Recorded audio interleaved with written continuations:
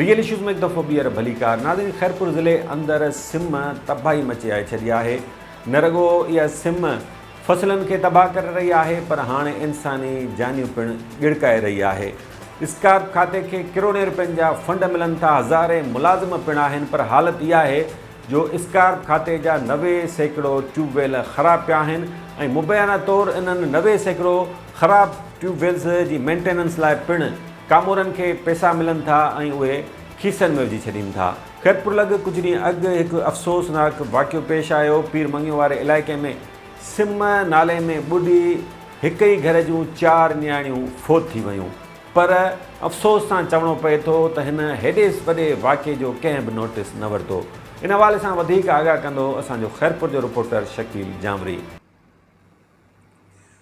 जी बिल्कुलु, मां ॿुधाईंदो हलां त हीउ खैरपुर भरिसां पीर मंगियो वारो इलाइक़ो आहे, जिते 4 जेके मासूम ॿारड़ियूं आहिनि कलोड़ा बिरादरी सां उन्हनि जो तालुक़ु हुयो ऐं हिक ई घर जूं 4 गुलड़नि जहिड़ियूं मासूम ॿारड़ियूं जेके आहिनि उहे सिम जे पाणी में किरी जेको आहे ॿुॾी फ़ौत थी वियूं हुयूं ऐं हिक ई घर मां 4 मासूम ॿारड़ियुनि जा जंहिं वक़्तु लाश निकिता हुया त पूरे इलाइक़े में सोग वारी कैफ़ियत छांइजी वई हुई।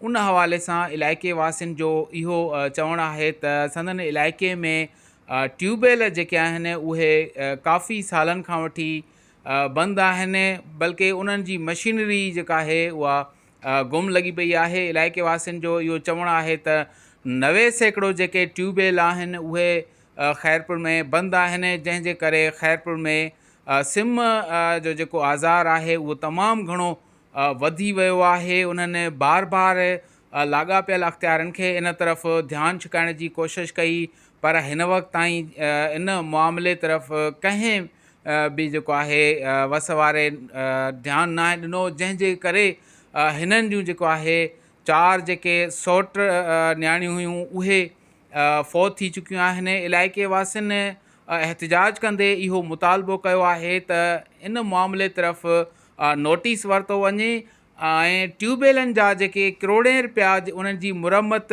जे लाइ अचनि था उन्हनि जी ऑडिट कराई वञे, त जॾहिं इलाइक़े में ट्यूबवेलनि जी जेका मशीनरी आहे या उन्हनि जी बिल्डिंग जेका आहे उहे मुकमिल तौर ते ज़मीन ते मौजूदु ई न आहिनि, त उहे जेके फंड्स आहिनि उहे किथे ख़र्च थियनि था, मुरमत जा फंड केॾांहुं वञनि था, इन मामले जो नोटिस वरितो वञे। ऐं मां तव्हांखे इहो बि ॿुधाईंदो हलां त हिते ट्यूबवेल ते जेको आहे हिक ट्यूबवेल ते ऑपरेटर चौकीदार मुक़ररु थियल आहे, जेके घर वेठे पघारूं खणी रहिया आहिनि। इलाइक़े वासियुनि जो वधीक इहो बि चवणु हो त जेकॾहिं इन मामले तरफ़ ध्यानु न ॾिनो वियो त हू हिकु वॾी एहतिजाजी तहरीक हलाईंदा। नाज़रीन, शकील जामरी, खैरपुर लॻ पीर मंगियो वारे इलाइक़े में 4 नियाणियूं सिम जे पाणी में ॿुॾी फ़ौत थी वियूं। उते स्कार्प खाते जा ट्यूबवेल ख़राबु पियल आहिनि, सिम तबाही मचाए छॾी आहे। समूरी सूरत-हाल खां आगाह करे रहियो असांजो रिपोर्टर उतां जे कुझु मक़ामी माण्हुनि सां ॻाल्हि ॿोल कई आहे। हू छा था चवनि, अचो त ॿुधूं। पाणीअ में मुंहिंजी बि नंढड़ी नई पाणीअ में तो लही करे ॿुॾी करे तिरकी करे किरी पई, जंहिंमें उहा ॿुॾी मरी वई आहे। उन बि सरकार खे अपील आहे त जेके मुंहिंजी मदद कई वञे ग़रीब मिसकिन सां। इन करे हिते इन ई पाणीअ में इहो वॾो ईअं सम्झो मुड़ुस खां 2 खां मथे आहे पाणी आहे, जंहिंमें असांजूं 4 नियाणियूं हिन में ॿुॾी फ़ौत थी वियूं आहिनि। हुकूमत खे अर्ज़ु आहे असांजो त इहे ट्यूबवेल बंदि लॻा पिया आहिनि। ॻाड़ी मोरीअ खां फैज़वा खां ऐं पीर मंगी खां ट्यूबवेल बंदि लॻा पिया आहिनि, उहे पघारूं खाइनि था पिया, ट्यूबवेल नथा हलनि ऐं ट्यूबवेल हलाया वञनि। इहा महिरबानी आहे हुकूमत असां DC साहब खे बि असांजो हुकुम आहे, अदी नफ़ीसा शाह खे बि असां DC साहब खे अर्ज़ु आहे त हीअ असां भलाई कई वञे, हलाए वञे ट्यूबवेल। जेके अवाली टाइम में ट्यूबवेल हूंदा त असांजी हिते कणिकां पोखां अहिड़ियूं थींदियूं जे पहिरियों नंबर, उन खां पोइ ट्यूबवेलनि जूं पघारूं बि ऑपरेटर खाइनि था। उन खां पोइ ट्यूबवेल ख़तमु थी आहे, पघारूं बि खाइनि था, त ट्यूबवेल ख़तमु थी आहे, सिम एॾी थी थी वञे जे असांजी न कणिकां थी थियनि न का ॿी शइ। उन खां अलावा असां हे मींहुं बरसाति ईंदी वञे त गोॾे जहिड़ो पाणी, किथे मुड़सनि जहिड़ो पाणी थो थी वञे, चेल ते पाणी थो थिए। पोइ महीनो 2 महीना हले, तंहिंखां बाद में मस थो वञी सुके, त असांजी पोखां ई ख़तमु थी आबादी। हे हो नंढा ॿार उन मुंहिंजे ओचे ते अचनि या कीअं अचनि, जे किरी पियो। हाणे असांखे कहिड़ी ख़बर त छा मसइलो आहे, या उनजे लाइ ॿारनि लाइ केरु वेठो रहे। बाटरी जे पाणी में किरी पई बाबा, असांजा ट्यूबवेल बंदि लॻा पिया आहिनि। खैरपुर खां वठी पाणी ॻाड़ीअ मोड़ीअ खां हिन खां सॼो पाणी हिते आहे। असांजे रोड सरकार खे अपील आहे इहो रोड हे हो टुबेल हे हो असांजे हली वञे। नाज़रीन हाणे असां सखर ज़िले में खजी जे फसल खे बरसातुनि सबबि जेको कापारी धकु रसियो आहे उन हवाले सां आगाह कंदासीं। ताज़िन बरसातुनि सबबि सखर ज़िले में 80 खां 90% खजी जो फसल तबाह थी चुको आहे, पर ज़राअत खातो तोड़े ॿिया सरकारी खाता हिन मामले खां मुकमिल तौरु लातालुक़ बणियल आहिनि। इन हवाले सां वधीक आगाह कंदो असांजो रोड़ी जो रिपोर्टर करीम बख्श जतोई। जी इरफान साहब, वॾी महिरबानी अव्हांजी। अमां खे ॿुधाईंदा हलूं त सखर ज़िले जे जेका मुख़्तलिफ़ तालुक़नि जे अंदरि जेका आहिनि खजियुनि जो जेको फसल जेको आहे खे कापारी धकु लॻो आहे, छाकाणि त जेको आहे हलंदड़ बरसाति जेको आहे उन फसल खे जेको आहे तमामु कापारी जेको आहे नुक़सानु पहुचायो आहे, छाकाणि त उहा हिकिड़ी कुदरती आफ़त आहे। उहा जेका आहिनि खजियुनि खे जेको आहे नुक़सानु ॾेई वई, पर जेके हितां जा जेके लॻापियल इदारा आहिनि उन्हनि खे खजियुनि खे जेको आहे बचाव लाइ जेका को बि उपाउ न आहिनि वरिता, जंहिं सबबु जेको आहे 80 खां 90% ॿुधायो पियो वञे की खजियुनि जे फसल खे नुक़सानु थियो आहे, जंहिं सबबु जेको आहे आबादगार तोड़े वापारी जेको आहे तमामु जेको आहे मायूसी जो शिकार आहे। पर छाकाणि त मां तव्हांखे इहो ॿुधाईंदो हलां त उन्हनि जेके मुख़्तलिफ़ जेके वापारी आहिनि उहे खजी 1000 खां 2000 ताईं जेको आहे ख़रीद कंदा आहिनि, उन्हनि मां जेको आहे डंग निकिरंदो आहे। मुख़्तलिफ़ क़िस्मनि जो जेका आहिनि हिकु खजी मां जेको आहे 3-4 क़िस्मनि जूं जेका उन में जेको आहे शामिलु कंदा आहिनि, छाकाणि डंग आहे उन नंढो डंग आहे, वरी उन खां पोइ कचरे वारी आहे हिकिड़ी सही जेकी खजूर आहे उहा उन में जेका छांटी करे जेको आहे उन्हनि में काफ़ी सारो जेको आहे हिकु खजी मां जेको आहे 3 मन तो ई जेको आहे उन्हनि जो जेको आहे खजी फी खजी जेको आहे ॾींदी आहे। हिन वक़्तु जेको आहे इहा सूरत हाल आहे की फी खजी जेको आहे उन्हनि ॿुधायो आहे की आबादगारनि ऐं वापारी खे असांजी 15 खां 20 किलो जेको आहे खजी ॾिए पई। हिन वक़्तु जेको आहे 80 खां 90% जेको आहे खजी जो जेको आहे फसल खे नुक़सानु थियो आहे। पर हिन वक़्तु सिंध सरकार पारां जेके लॻापियल इदारा आहिनि उन्हनि जेका जोगा उपाउ न आहिनि वरिता, जंहिं सबबु जेको आहे खजियुनि जे जेको आहे फसल खे तमामु कापारी धकु लॻो आहे।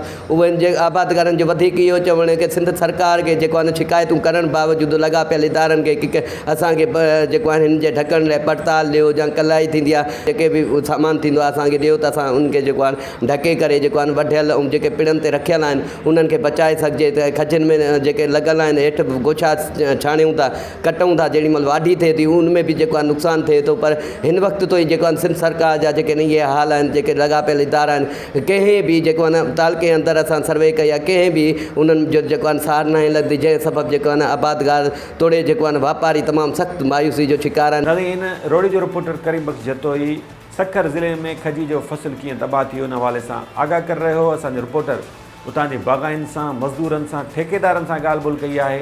हू पंहिंजे नुक़सान बाबति छा था ॿुधाइनि, अचो त ॿुधूं। बरसाति में वॾो नुक़सानु थियो आहे 80%, 20% लाचार खजी बची आहे, तंहिंमें मज़दूर मरड़ो हे हो।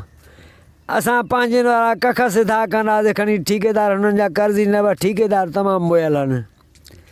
हुकूमत जी काई सहूलियत सपोर्ट कोन्हे, न तरपाल, न थेली, न प्लास्टिक, मुंडो करी पुछण ई कोन आहिनि, उञा हुजा बुखिया हो। सॼो गरी तबाह थी वियो आहे, बाग़ सॼा गरी आहे, मींहं में सफ़ा तबाही थी आहे, टियों ख़ाली पवंदो, कुझु न बचियो आहे। असांजो को अमलदार अचे कोन थो ॾिसे असांखे त साईं तबाही थी वई आहे। 1000 खजी 1000 खजी छा बचियो आहे, पिण में कुझु ई न बचियो आहे। जंहिंखे चऊं था को अमलदार अचे नथो अचे, असांजो छा कुझु बि न, कुझु आया ई न आहिनि, ॿुॾा पिया आहियूं असां। सॼो मींहं में सॼो माल बाल ॻरी वियो आहे, सॼो तबाही थी वियो आहे, बचियो ई न आहे। असां मज़दूरनि खे छा ॾियूं, पाण छा खाऊं। खजियुनि जो आफ़त इहा आहे जेका बरसाति कुदरती आई आहे, सम्झे, काई इंतिज़ामी न कई आहे सिंध हुकूमत जो असांजे लाइ, न तरपाल आहे, न त साईं खे चवां का इंतिज़ाम आहे त मिसाल को ढकियो हिन खे कयो, जो खजियुनि खे कपियूं था त गोशो को 2 किलो थो निकिरे गोशे में, हाणे मज़दूर पालियूं या असां पंहिंजो इंतिज़ाम कयूं। हाणे ख़र्च खयासीं, 1000 में 1 खजी खईसीं, हाणे कुझु न बचियो आहे असां वटि। हाणे ॿुधायो त असां कयूं छा। नुक़सानु साईं लखनि जो थी वियो आहे, लखनि जो नुक़सानु थी वियो। हाणे लखनि जो नुक़सानु असां काॾों हिन महिल बर्दाश्त कयूं। हाणे हुनखे ॾियूं जेका असां व्याज ते पैसा पटे ॾियूं या कयूं त असां बचा कान पालियूं। जिते 3-3, 4-4 पिड़ लहंदा हुया, उते हींअर हिकु पिड़ बि मुकमल नथो थी सघे। ऐं मज़दूर ऐं जेके मालिक आहिनि वीचारा परेशान आहिनि। जंहिं महिल खजियूं कटण था वञूं त जंहिं महिल गोशे खे धकु था हणूं त सिर्फ़ु को किलो या 1.5 या 2 किलो बचे थो खारको, बाक़ी सॼियूं बारिश जे करे ॻरी हेठि किरी थी पवनि। ख़तम थी वञनि हलियूं ऐं जेके हाणे हींअर कमीशन ते बाग़ाइनि जा पैसा कगलनि मालिकनि जा ठेकेदारनि जा वाणियुनि खां दलालनि खां कमीशन ते पैसा खणी आया आहिनि। मज़दूरनि जी मज़दूरी आहे या ॿियो पिड़ जो ख़र्चु आहे, टुरिन जो ख़र्चु आहे, बारदाने जो ख़र्चु आहे, तईं जो ख़र्चु आहे, रंग जो ख़र्चु आहे। हींअर सॼो ख़र्चु मालिक जे ॻीचीअ में आहे। मालिक वीचारा परेशान आहिनि ऐं एडमिनिस्ट्रेशन बि कोई बि रोल प्ले न कयो आहे, कोई बि एक्शन न खयो आहे। साना मज़दूरी भी सही तरीक़े सां कान थी मिले। 1000 रुपए जी जगह ते 500 रुपया था मिलनि पिया। बाग़ाइनि वीचारनि खे वॾो नुक़सानु आहे ऐं 100% मां 20% माल बचो आहे, 80% नुक़सानु आहे। ऐं हिन टाइम कया बि सहूलियत न आहे गवर्नमेंट जे तरफ़ा खां बाग़ाइनि जे लाइ। उन्हनि खे न तरपाल आहे, न का कलाई आहे, न को पुछण वारो आहे, कुझु बि कोन आहे। वॾा वॾा बाग़ाई जेके ठेकेदार हुया उहे किरोड़नि में नुक़सान में आहिनि। ऐं असांजी खजी जेका आहे सखर ज़िले जी या रोड़ी जी, उहा पूरी दुनिया में मशहूरु आहे, पूरी दुनिया में वेंदी आहे, विकिरो थींदी आहे। हिननि में किरोड़नि माण्हुनि जी रोज़ी हूंदी आहे। हिन टाइम जेको आहे वॾो नुक़सानु आहे। तमामु बाग़ाई जेके आहिनि खसारे में आहिनि ऐं गवर्नमेंट खां थी सघे त उन्हनि जो तावन। पिड़ वारो माल बि भिॼी वियो आहे, कुझु बि सहूलियत न आहे। माल तव्हां ॾिसो था अखियुनि सां, हे ॿ किलो किलो गोशे में माल बचियो आहे। वञी थो लहे हूअं अधु मण गोशो लहंदो, 10 किलो 20 किलो। हुकूमत मदद सफ़ा न करे थी हिननि जी, न को तरपाल मिले थो, न टुई मिले थी, न तॾो मिले थो। माल सफ़ा बारिश में लुड़ी वियो आहे। मिसकिन माण्हू असां हाणे करे वञूं, का मदद न थिए थी हिननि जी बि। 100 खजी कपियूं था त 3 मण 4 मण गोशा निकिरनि था, इहे ॾोका निकिरनि था। उन में मालिक जो नुक़सानु, असांजी ॾियारी वञे थी। वक़्तु आहे ब्रेक जो। ब्रेक खां पोइ कुझु ॿियनि मामलनि जो जाइज़ो वठंदासीं। ॾिसंदा रहो रियल इशूज़।